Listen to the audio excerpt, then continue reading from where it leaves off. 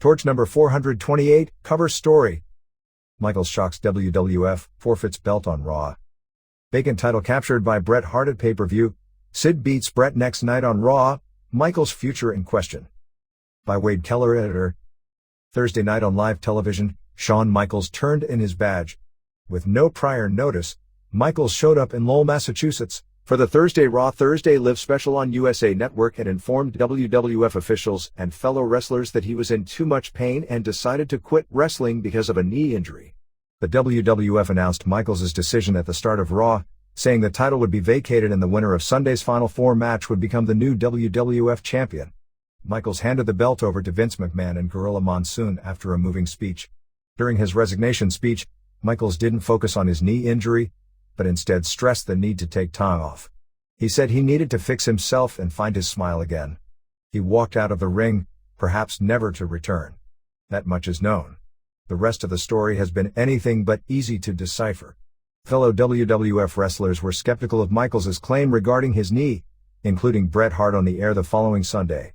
Michaels wrestled the previous weekend, his last date being Sunday, February 9th in East Rutherford, New Jersey, at Continental Arena when Sid and Bret Hart beat Michaels and Steve Austin when Bret pinned Michaels after his own partner Austin gave him a stone-cold stunner. He did not complain of a serious knee injury after the match, nor was he favoring it that weekend.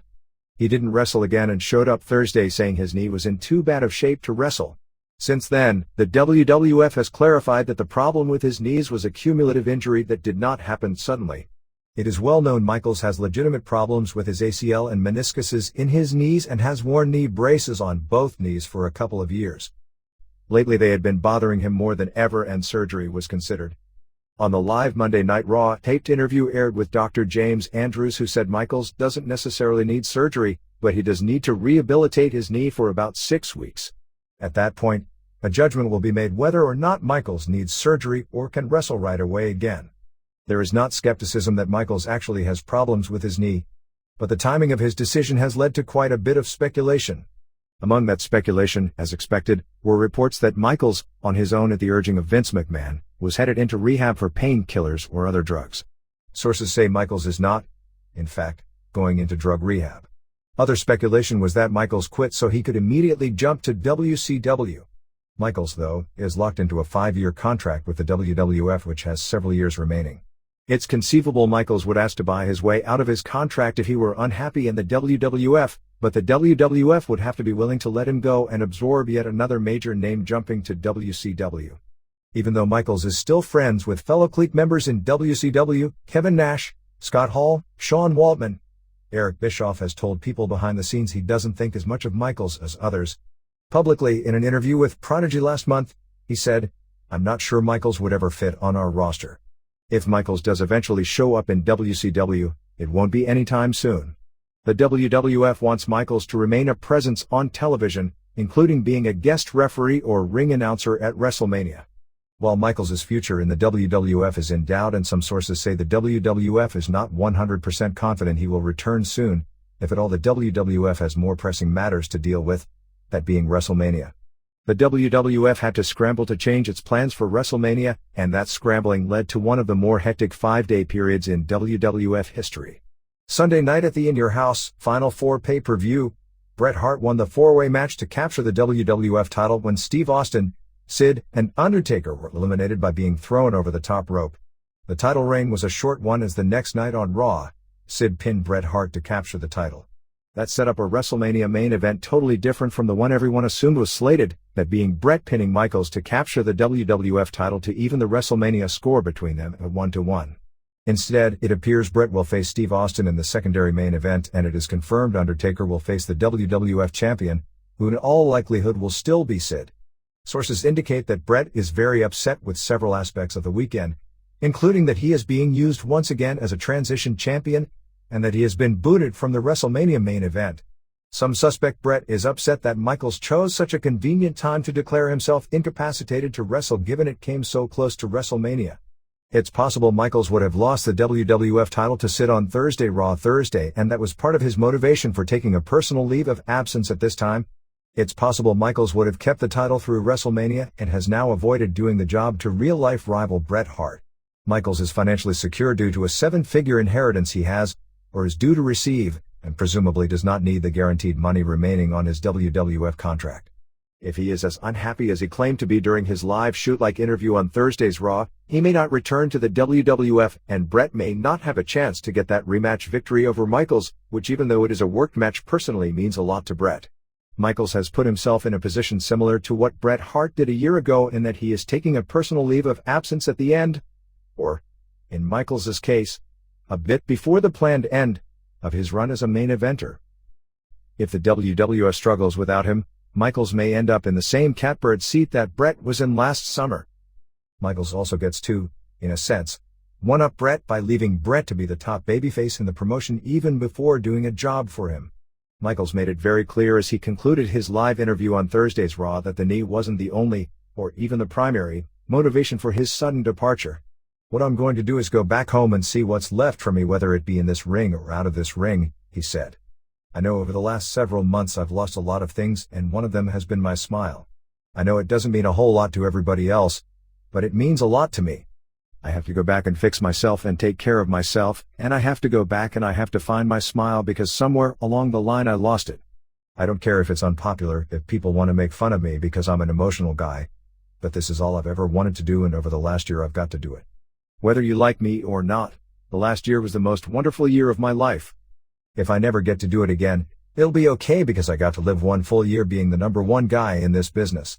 It was the single greatest year of my life. I have you to thank," looks at Vince McMahon, "and I have everybody here to thank, and it means a lot to me. I'm going to go home now, okay?" Michaels hugged McMahon and Monsoon. He left the ring, and as he cried he took a final lap around the ring as fans grabbed at him and hugged him. As Michaels walked away, Jim Ross said it takes a man's man to do what Michaels just did. Lawler broke from his heel persona and said he bet Michaels would be able to come back from this. Michaels began the speech by saying, "It seems like we've done this before. 2 times in the past he has forfeited the Intercontinental title, once due to a real-life WWF suspension, the other time because of an angle built around the real-life Syracuse NY beating. This time, unfortunately for me, it's much more serious than it was last time," he said, although last time the storyline was the head injuries were career-threatening. "I've never had a doctor look me in the face and say I may never be able to wrestle again. I was told that the other day. Of course, it's not something I believe, but the fact is it's something I have to deal with. Time has taken its toll on my body." Early during the moving speech by Michaels, fans in the arena chanted, "We want it," loudly, clearly not understanding the gravity of the announcement Michaels was making. By the end, they caught on and were silent for him. "There's one thing about me, and that is I can't do anything halfway," he continued. "I come here tonight and I hear people chant Sid's name or Bret's name. They chant a lot of people's names. One thing's for sure, you're going to have a lot of that in the future. Despite what you may think about me, what I wanted for these people is for them to have a good time, to enjoy themselves. I've always tried to be the one to provide it, whether it was on the good side or the bad side. What was always most important to me was the performance, so that these people, each time they reached in their pocket to buy a WWF ticket, they didn't regret it, because when they saw my name on the card they could come and cheer or boo or do whatever they wanted as long as they had a good time." After losing the title to Sid last November, backstage in a corner in the locker room, he openly cried.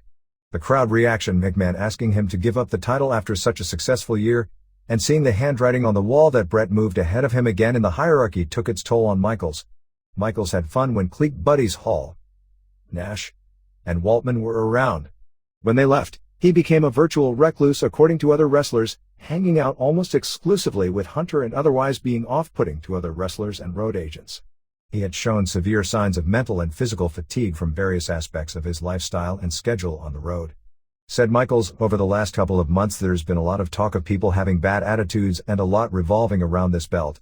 All I know tonight is one thing that's not going to revolve around this belt is Shawn Michaels. I don't know where I'm at right now. I have to have everything checked. I may be beyond reconstructive knee surgery. I may or may not be able to fix it, but if I can't come back and perform at the level I performed at before, I can't perform.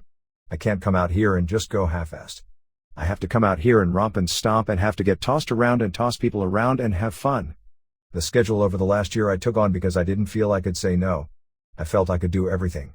I wanted to enjoy my life as the WWF champion. I wanted to ride in Lear jets and ride the limousines and be on TV shows and do autograph sessions. I got to do every bit of that.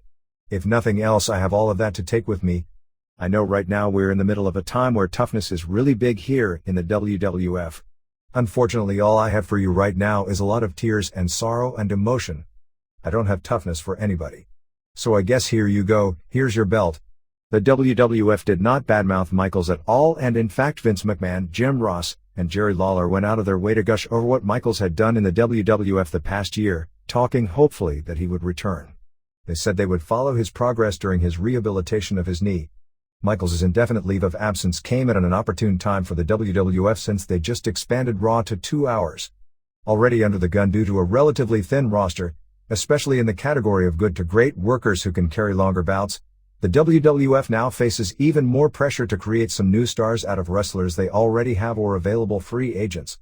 Their premier event of the year now has a makeshift main event rather than a match that has been built up for over a year,